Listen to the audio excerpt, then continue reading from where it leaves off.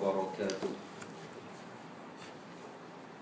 Alhamdulillahi rabbil alamin, wassalatu wassalamu ala rasulillahi wa alihi tayyibin wa ashabihil akhyari ajma'in wa man tabi'ahum bi ihsanin ila yaumiddin. Rabbi a'udzu bika min hamazatis syayatin wa a'udzu bika rabbi ayyahdurun. Rabbi adkhilni mudkhala sidqin wa akhrijni mukhraja sidqin waj'alni min ladunka sultanan nasira. Rabbi shrah li sadri wa yassir li amri wahlul 'uqdatam min lisani yafqahu qawli. Alhamdulillah, kita sambung semula pengajian kita pada pagi hari ini daripada kitab Ziarah ke Alam Barzakh Imam Jalaluddin As-Suyuti. Ibnu Abi Ad-Dunya mengatakan bahawa Ibrahim An-Nakhai berkata, mereka suka mengajar seorang hamba menyebut-nyebut kebaikan amalan-amalannya ketika menghadapi kematian, sehingga dia benar-benar berprasangka baik kepada Allah Tuhannya. Dalam Al-Musannaf, Ibnu Abi Syaibah meriwayatkan bahawa Ibnu Mas'ud pernah mengatakan, demi Allah yang tiada Tuhan selain daripada Dia, tidaklah seseorang berprasangka baik kepada Allah, melainkan Dia akan memberinya sesuai dengan prasangkanya itu. Ahmad bin Wasilah menuturkan bahawa dirinya pernah mendengar Rasulullah bersabda, Allah berfirman, aku adalah sebagaimana prasangka hambaku terhadap diriku, oleh kerana itu hendaklah dia berprasangka terhadapku sekendak hatinya. Abu Hurairah berkata bahawa Rasulullah SAW pernah bersabda, sesungguhnya Allah SWT pernah berfirman, aku adalah sebagaimana prasangka hambaku terhadap diriku, oleh kerana itu hendaklah dia berprasangka terhadapku sekendak hatinya.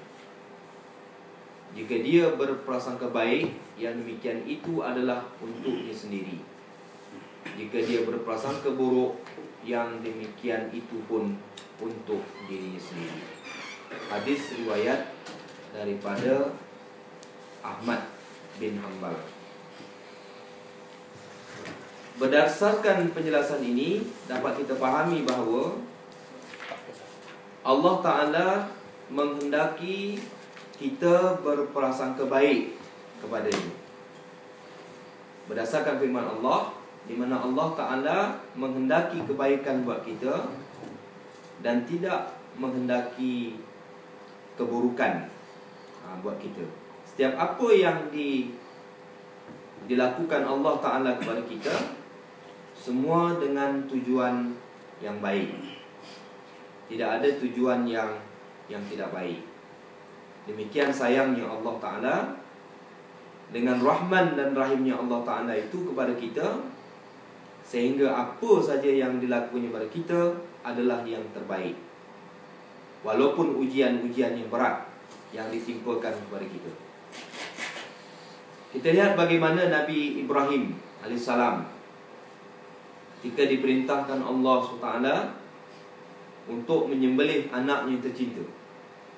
Falamma balagha ma'ahu sa'ya qala inni ara fil manam anni azbahuka fanzur madza tara. Tatkala Nabi Ibrahim bermimpi, Allah Ta'ala memerintahkan kepadanya untuk menyembelih anaknya tercinta. Lalu mimpi itu datang 3 kali kepadanya. Pada hari yang ketiga, yang disebut sebagai hari Tarwiyah, barulah Nabi Ibrahim menceritakan mimpi ini kepada anaknya Ismail AS. Lalu ketika Nabi Ibrahim AS menyampaikan mimpi ini kepada anaknya, yaitu Nabi Ismail, Nabi Ismail berkata kepada bapaknya, "Wahai bapakku, laksanakanlah apa yang telah diperintahkan kepadamu. Niscaya engkau akan mendapati aku termasuk dalam golongan orang yang sabar." Jadi perintah Allah Ta'ala ini sebenarnya macam negatif lah kan. Sebab suruh sembelih anak sendiri. Anak tadi pula bukan senang nak dapat. Rasulullah menikah dengan Nabi Ibrahim menikah dengan Siti Sarah. Dia tak punya anak. Lalu Siti Sarah mengizinkan menikah dengan pembantunya, iaitu Siti Hajar, berbangsa Kipti, ibu kepada Nabi Ismail alaihissalam. Jadi makamnya itu ada di Mekah lah. Makam ini masukkan di Mekah tu bukan makam kubur Makam itu sebenarnya dia macam station lah. Hijri Ismail. Dia macam Hijri Ismail. Lepas tu ada makam-makam macam Asy-Syafi'i kan, Hanafi, Maliki, Hambali, makam Ibrahim. Tempat dia selalu duduk. Itu dia macam peringatan lah. Jadi mengenang dia orang tu, dia letakkan situ makam-makam dia, tempat-tempat yang penting. Tapi bukan situ kubur dia. Ismail kubur tak tahu. Wallahu a'lam bissawab. Nak tengok jejak Rasul tu memang kita selalu tengok lah kan. Tapi salah satu Nabi tu yang ni cakap kat sini kubur dia, yang ni cakap kat sini kubur dia. Tapi dia sebenarnya yang pasti itu kita belum ada lah, tak tahu yang pasti ni kan. Muhammad kecuali yang akhir ni memang kita dapat kesan lah. Macam tu ya. Jadi ketika Nabi Ibrahim diperintahkan untuk menyembelih anaknya tu, kan ujian itu kan macam negatif ya. Sembelih anak sendiri kan gitu. Tapi sebenarnya Allah Ta'ala nak menguji Nabi Ibrahim, keikhlasan dia ya. Lepas tu dengan ujian itu, adakah dia termasuk dalam golongan sabar kan? Ternyata Nabi Ibrahim tidak mengeluh di atas apa ujian tersebut, dan dia pasrah dan dia redha kepada Allah Ta'ala walaupun menyembelih anaknya. Dia sanggup korbankan anaknya demi Allah SWT. Dan dia tidak bersangka buruk pun terhadap apa yang diperintahkan kepadanya. Lalu Allah Ta'ala gantikan ya ujian itu dengan seekor kibas. Ini pentingnya kita berprasangka baik. Kadang-kadang ada setengah orang ya, dia diuji terus, banyak ujian itu, jadi dia macam mengeluh. Kenapa saya saja yang mesti diuji? Kenapa orang lain tidak diuji seperti saya? Dia kata macam tu. Padahal ujian-ujian itu ada hikmah-hikmah yang tersirat yang Allah Ta'ala berikan kepada kita. Makin kuat iman seseorang itu, makin kuatlah ujiannya. Jadi ujian ini semakin kuat, di mana Allah Ta'ala menguji kita ini adalah untuk diri kita, adalah untuk kejayaan kita, adalah untuk meningkatkan keimanan kita, menambahkan keyakinan kita kepada Allah Ta'ala. Jadi orang yang mukmin memang sentiasa diuji oleh Allah Ta'ala, dan ujian-ujian itu kadang-kadang ini ujian yang berat ya, yang ditimpakan Allah Ta'ala kepada kita. Ada pula orang yang hidupnya bergelimang dengan perbuatan dosa-dosa, maksiat, tapi ujiannya tak ada pula ya. Bahkan dia punya rezeki tu meningkat. Kalau dia buat bisnes tu berjaya kan. Tak ada pula apa, padahal dia buat makar ya. Dia buat benda-benda yang tak elok, rasuah dan sebagainya, tapi dia boleh berjaya. Ini kita pandang di sini istidraj.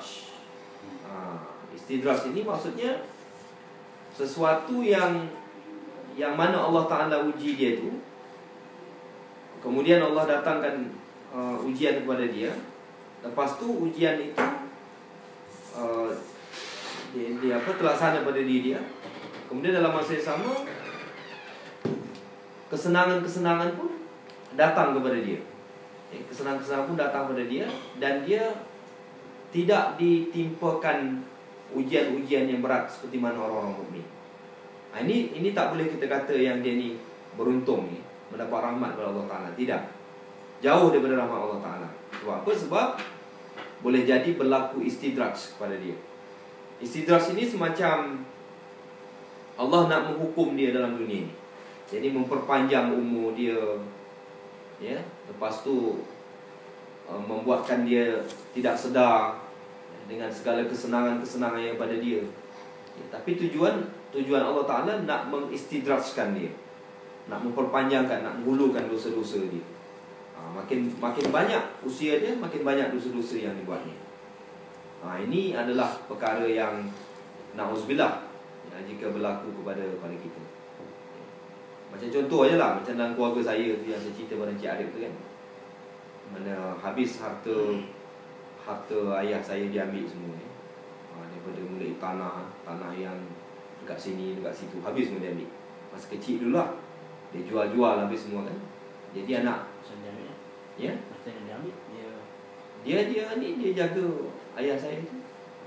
Dia jual sikit tahun 60-an lah. Oh, dia ada ayam tu kecil ni. Kecil lagi lah, tahun 60-an.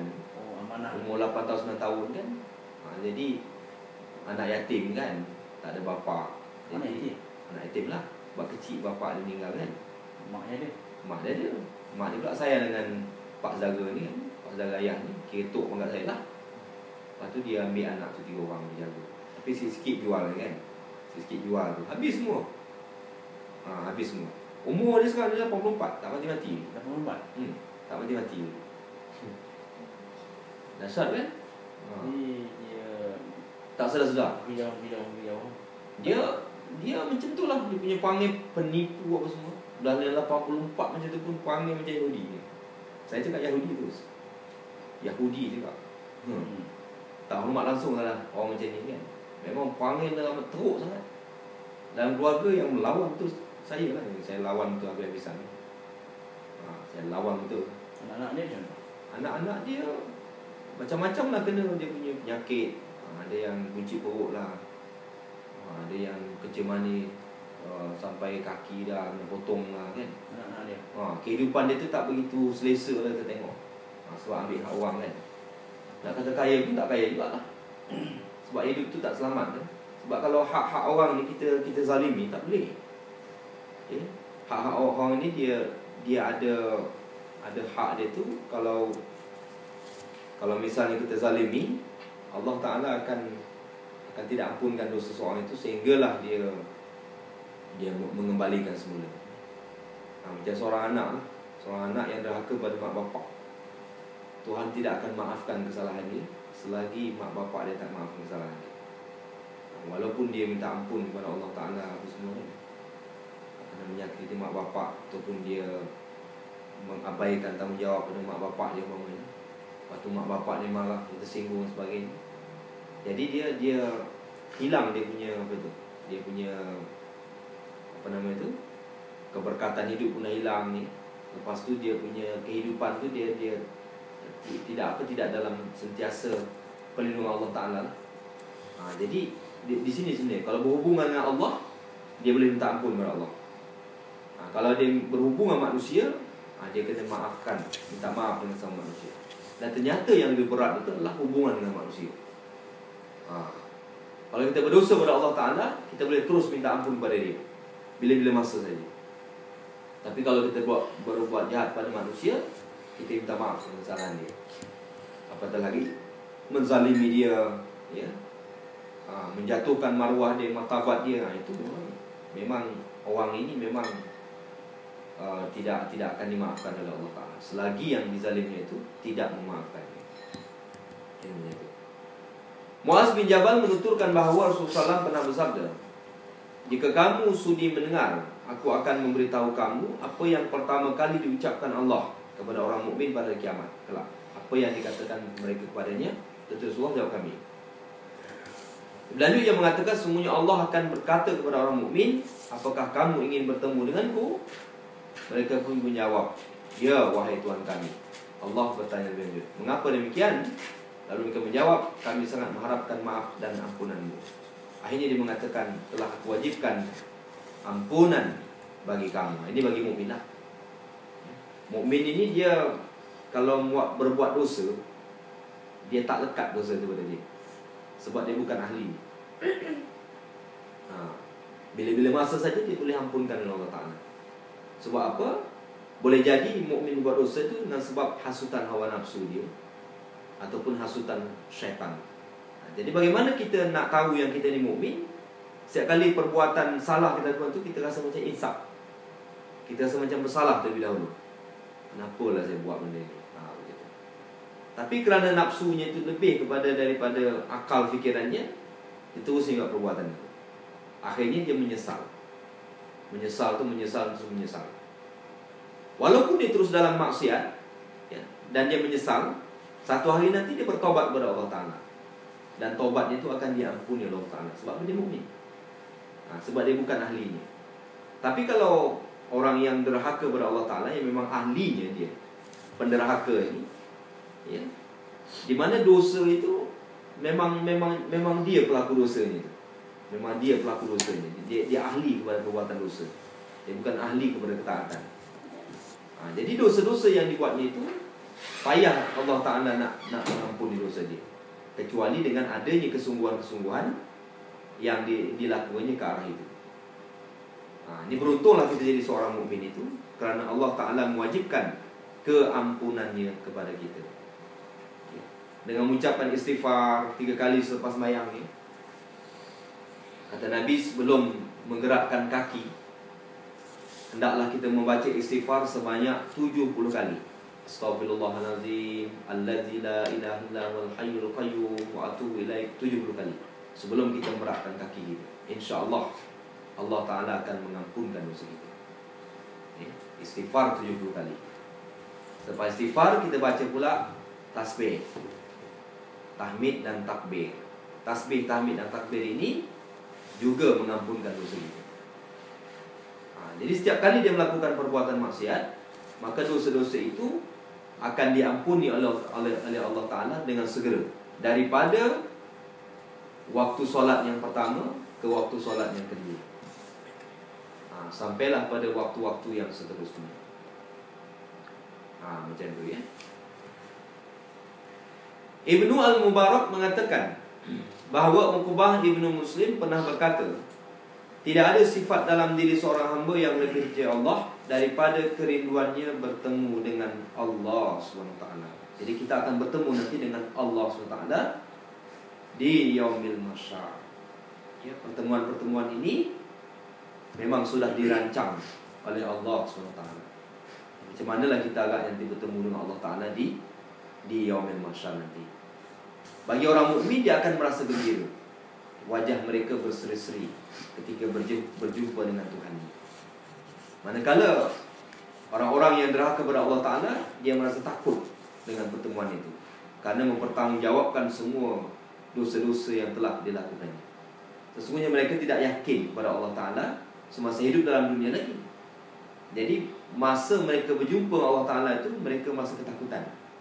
Beza dengan mukmin, dia merasa senang dan merasa gembira, kerana Tuhan yang disembah selama ini berada di hadapannya, benar-benar dilihatnya. Ya, nanti di Yaumil Mahsyar. Demikian pandangan daripada Ahlus Sunnah wal Jamaah. Jadi kita dapat berjumpa dengan Allah nanti di Yaumil Mahsyar.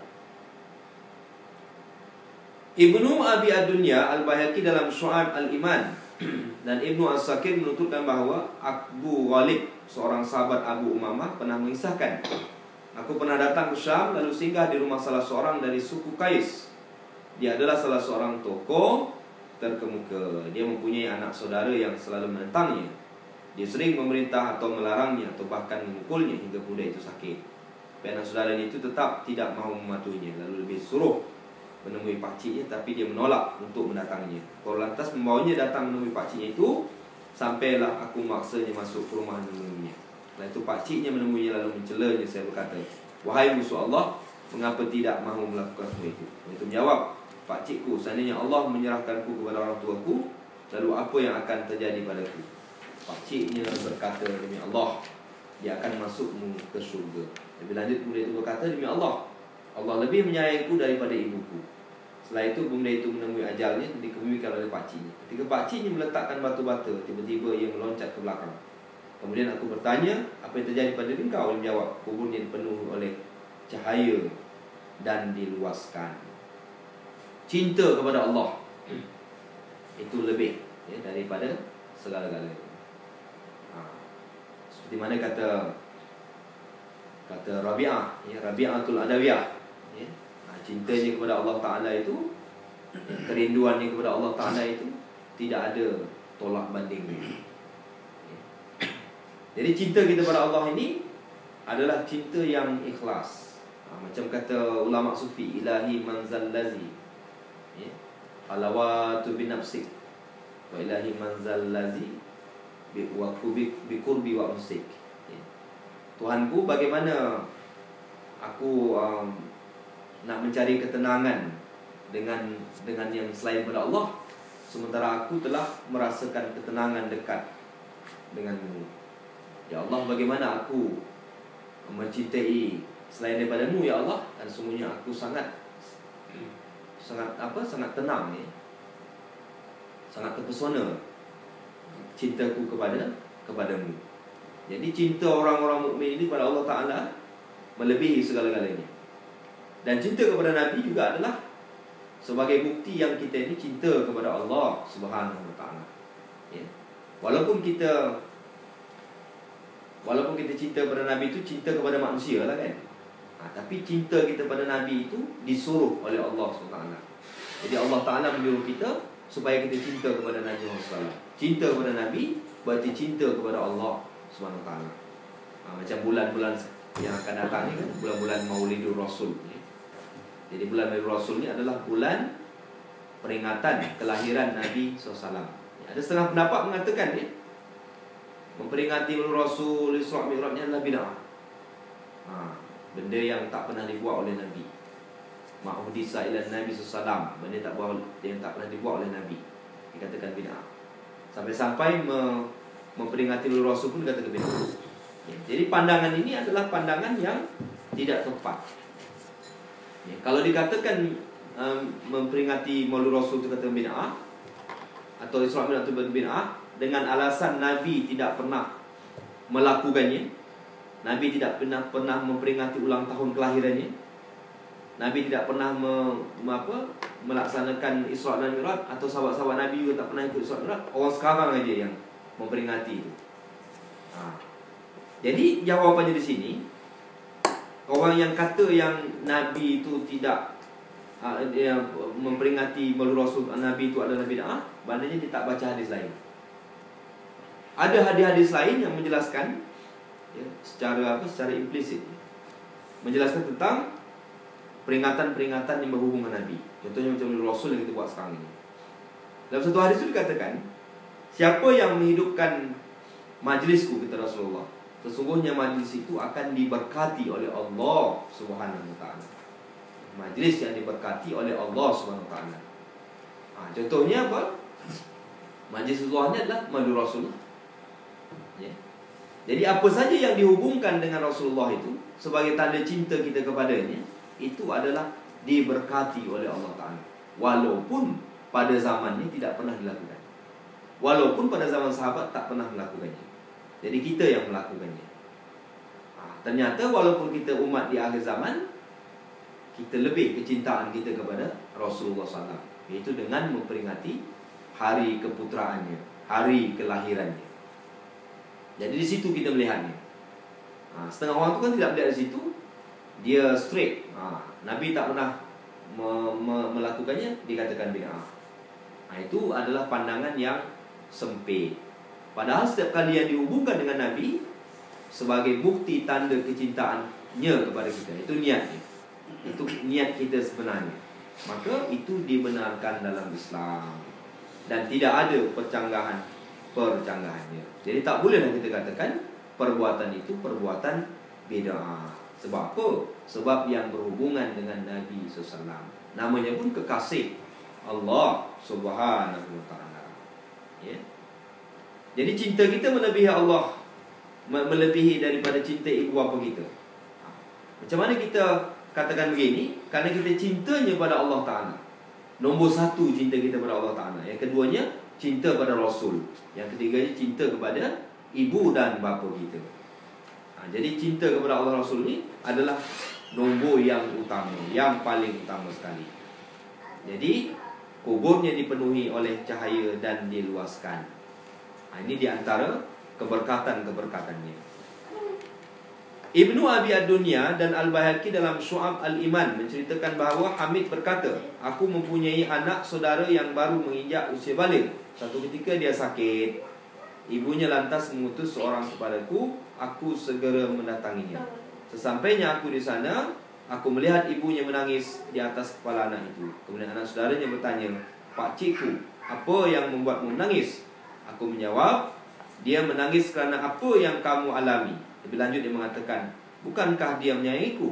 Aku menjawab, ya. Dia segera memberi komen, sesungguhnya Allah lebih menyayangiku daripada dia. Ketika dia meninggal, aku menguburkannya bersama orang-orang lain. Aku lalu meratakan tanah kubur tersebut. Aku kemudian melihat ke arah lubang kuburnya yang ternyata membuat mataku terbeliak. Kata dia, aku berkata kepada sahabatku, apakah engkau melihat apa yang kulihat? Dia menjawab, ya. Semoga hal itu adalah ucapan selamat. Lanjut dia mengatakan, aku kira hal itu adalah kalimah yang diucapkannya dengan amalan-amalan yang dilakukannya. Ini kelebihan-kelebihan ya, orang yang mencintai Allah SWT dengan amal-amal solehnya. Jadi bagaimana kita membuktikan bahawa kita cinta kita pada Allah Ta'ala itu? Bukti kita adalah dengan memperbanyak amal-amal soleh yang kita lakukan. Amal-amal soleh yang kita lakukan ini adalah amal-amal soleh yang kita lakukan untuk penuh kesungguhan jiwa kita.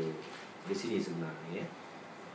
Kemudian muka surat 43 yang mengingatkan kepada kematian.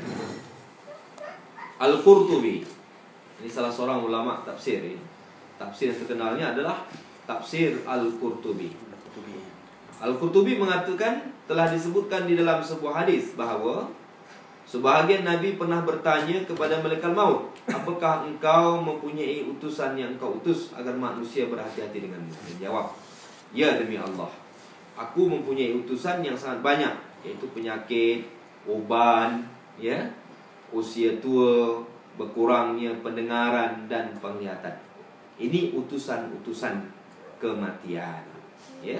Oleh kerana itu, barang siapa yang mendapati hal itu tidak berusaha mengingat kematian dan tidak juga bertobat, maka ketika mencabut nyawanya, aku berseru kepadanya, bukankah aku telah mengirim utusan demi utusan, peringatan demi peringatan kepadamu? Aku ini adalah utusan yang tidak ada utusan lagi setelahku. Aku ini pemberi peringatan yang tidak ada pemberi peringatan lagi setelahku. Jadi ini utusan-utusan malaikat maut yang datang kepada kita. Abu Nuaim dalam Al-Hilyah mengatakan bahawa Mujahid berkata, tidak ada suatu penyakit yang dideritai oleh seorang hamba melainkan utusan malaikat maut ada bersamanya. Sehingga penyakit itu berakhir, telah bersarang pada dirinya, malaikat maut mendatangi saya berkata, utusan demi utusan dan peringatan demi peringatan telah datang kepadamu, tapi engkau tidak mempedulikannya. Sekarang telah datang kepadamu utusan yang akan memutuskan hubunganmu dengan dunia. Jadi setiap kali ujian-ujian yang datang kepada kita itu sebenarnya untuk memberikan kesedaran kepada kita. Tak sedar juga kita, akhirnya utusan yang terakhir datang kepada kita, yaitu maut. Maut inilah jalan yang terakhir. Jadi umur kita ini adakah boleh dipanjangkan Allah? Dan adakah boleh dipendekkan oleh Allah Ta'ala? Jawapannya boleh. Ya. Umur yang telah ditetapkan oleh Allah Ta'ala itu, dia boleh panjangkan dan boleh pendekkan. Sebab itu salah satu doa yang dipohon oleh Nabi adalah umur di antaranya. Kemudian sahabat-sahabat Nabi juga meminta umur, ya. Tapi umur yang panjang adalah umur yang diberkati. Setiap kita melakukan amalan ibadah, menyambungkan silaturahmi, ini dapat memanjangkan umur kita, ya. Yang menolakkan bala, yang menolakkan penyakit. Saya dah banyak keliling-keliling masjid ni, pergi ceramah saya di sini. Ramai jemaah-jemaah masjid ni rata-rata orang pencen ni. umur dia bukan sikit ya, 70, 80, dia sihat. Walaupun dia ada penyakit, tapi tak ada pula penyakit tu kronik. Rahsianya apa? Kerana suka berjemaah sembahyang masjid. Dua dia dapat. Solat berjemaahnya, kemudian yang keduanya menyambungkan silaturahmi ya kepada sesama kita. Orang yang suka banyak sedekah, itu juga boleh panjang umur. Ya. Jadi umur yang panjang ini sebenarnya kita boleh mohon kepada Allah Ta'ala. Kalau Allah panjangkan umur kita, maka umur yang panjang ini kita minta adalah umur yang diberkati oleh Allah Subhanahu Wa Ta'ala. Ya. Dalam masa yang sama, umur seseorang itu boleh pendek kalau maksiat banyak lakukannya. Contoh maksiat yang banyak lakukannya itu macam maksiat zina. Setiap kali dia melakukan perbuatan zina, makin pendek umur. Satu lagi yang membuatkan seseorang itu pendek tu umurnya, ya, kalau dibunuhnya bapaknya atau dibunuhnya ibu dia, akan pendek umurnya. Ya. Kalau mak dia melantar sampah, Macam mana? kalau mak dia buang di lantai sampah, Buang tu sama macam mana? Bayi, kes-kes bayi. Buang tu sampah ya. Zalim lah mak dia tu.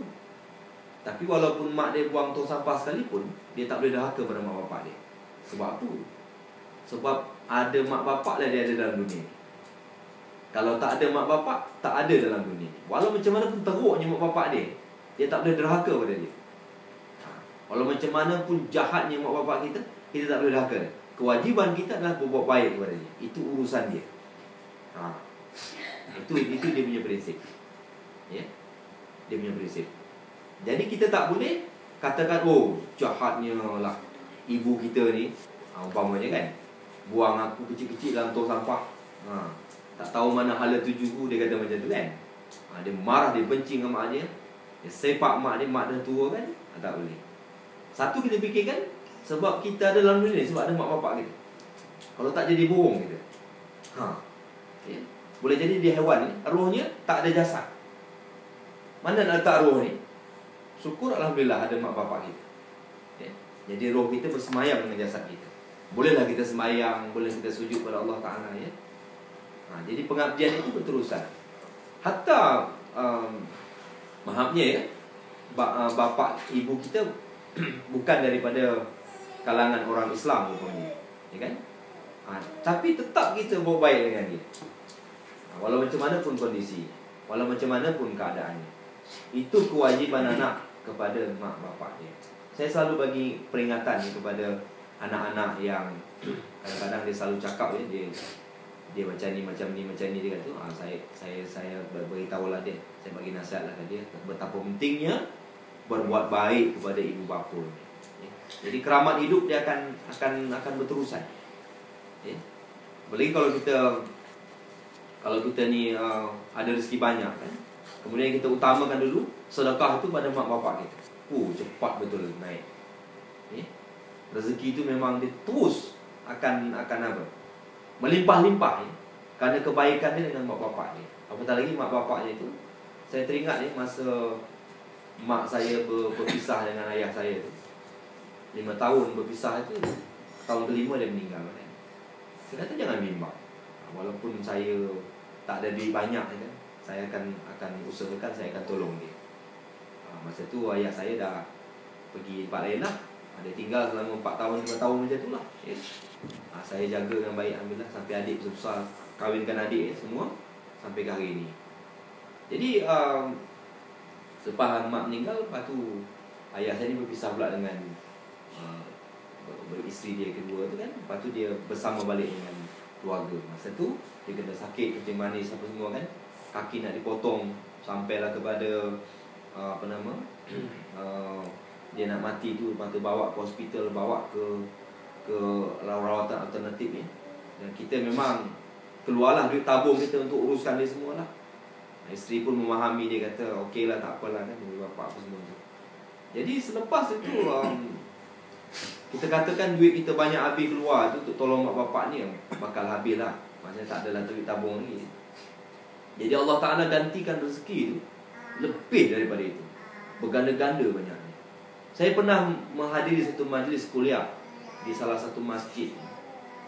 Di salah satu masjid, di mana dalam majlis kuliah ini saya kata pada kepada bironya itu, saya sebenarnya sedang berkabung sebab bapa saya baru meninggal dunia kan. Saya cakap macam tu. Jadi lepas tu tak adalah niat saya, tujuan saya cakap macam tu sebenarnya saya nak minta derma ke apa, tak adalah kan. Taklah sampai tahap macam tu pula kan. Jadi rupanya dengan nada berseloroh ni si biro ni dia kata pada jemaah ni kan. Pada jemaah dia kata, ustaz ni lagi keadaan berduka cita, siapa yang nak siapa nak menderma tu dermalah, kata dia. Siapa nak menderma tu mendermalah, katanya kan. Tapi dia nak bergurau lah. Sebab ni bukan ni kita nak derma tu macam mak tahfiz ke, ada seorang ustaz tu dia pergi derma minta derma mak tahfiz apa semua kan. Tak ada. Saya tak adalah macam tu. Kan? Jadi lepas kuliah tu saya duduklah makan dekat dengan AJK semua. Dia tengok, ustaz, apa yang berlaku ustaz ni? Ni nampaknya ustaz ni dapat rezeki lebih ni hari ni. Beribu-ribu orang bagi derma. Beribu. Saya pun tak terfikir yang sampai tahap macam tu. Lepas tu saya kata macam mana saya nak ambil saya pun cakap macam tu je ustaz ni. Ini rezeki ustaz lah ni. Jadi saya fikir ini benda ni memang sesuatu yang ajaib lah, sesuatu yang boleh berlaku kepada seseorang itu yang kita tidak dapat jangkakan. Dan saya fikir memang barangkali saya banyak tolong. Saya banyak tolong bapa saya dan juga mak saya. Jadi sampai hadis Nabi mengatakan ya, kalau kita nak bersedekah itu, kita bersedekah dulu kepada keluarga kita, baru orang lain. Itu hadis Nabi. Bersedekah dulu kepada keluarga kita, lepas tu baru orang lain. Bukan dinamakan sedekah. Kalau ahli keluarga kita masih lagi minta-minta, lepas tu kita bagi ke orang lain. Itu tak afdal sedekah macam itu. Bagi dulu, utamakan keluarga kita. Utamakan keluarga kita, lepas tu kita bawa bagi ke orang lain. Sebab ini adalah keluarga tu dalam konteks keluarga tu, katalah bapa ni kahwin lain, dia memerlukan duit nak menyara anak dia yang lain tu, adakah itu prosedur keluarga anak dia? Faham tak? Ya, faham. Memang sebenarnya kalau kita lihat ya, kadang-kadang bapa kita sendiri ni kadang-kadang akhlaknya itu tidak seperti mana yang kita harapkan. Ya, macam bapa saya sendiri, saya akui bapa saya sendiri memang luar biasa lah. Boleh katakan apa yang dia tak cakap dengan saya ya. Dia maki hamun saya pun ada. Lepas tu kalau dia mati esok, anak dia ada 7 lagi. Marah dengan saya kan. Sebab saya kritik habis-habisan dia lah. Saya kritik dia tu sebab sikap dia tu dengan mak saya ya. Lepas tu saya ikhlas lah tolong mak bapak saya semua. Lepas tu saya tetap tolong juga. Tapi semasa dia bersama dengan isterinya tu, memang dia tak pernah pula minta orang kata minta duit dengan saya, tak pernah lah. Mungkin dia rasa malu ke kan, sebab dia pernah tak tolong keluarga dia. Tapi kalau sekiranya dia masa tu dia minta tolong nak saya dengan sebab dia nak menolong isteri ni, sekolah anak-anak dia dengan tujuan apa. Dan saya fikir saya pandang bapak saya saja lah. Maksud saya keperluan bapak saya saja. Saya ketepikanlah yang semua. Sebab apa, saya rasakan ini keperluan bapak saya. Pada saya macam itulah. Dan masa tu pula saya tidak pula orang kata dia tak pernah minta pula saya dengan masa itu. Padahal dia menjaga anak tiri dia sendiri lah. Bahkan dia sanggup kahwinkan anak tiri itu dengan duit dia sendiri. Lepas tu sementara anak kandung dia telantarkan begitu saja. Jadi rasa marah kita dengan dia tu amat luar biasa lah. Kita tak boleh nak nafikan itu. Dan kalau sekiranya berlaku juga pada saya pada masa tu Ya. Kalau misalnya dia nak, katakanlah dia nak besarkan anak tiri dia dengan tujuan itu dia minta dengan saya fikir saya tak akan bagi juga. Saya kata tak akan bagilah. Tapi pada masa itu dia tak pula minta dengan saya. Cuma keperluan dia yang saya tengok selepas dia berpisah dengan isterinya tu, ya, keperluan yang bersifat peribadi lah. Macam dia sakit, ya kan? Itu perlulah saya tolong. Saya ketepikan semua ego-ego saya tu. Saya akan tolong dengan seikhlas-ikhlasnya. Saya tak pandang dia macam mana dia buat dengan mak saya, ya.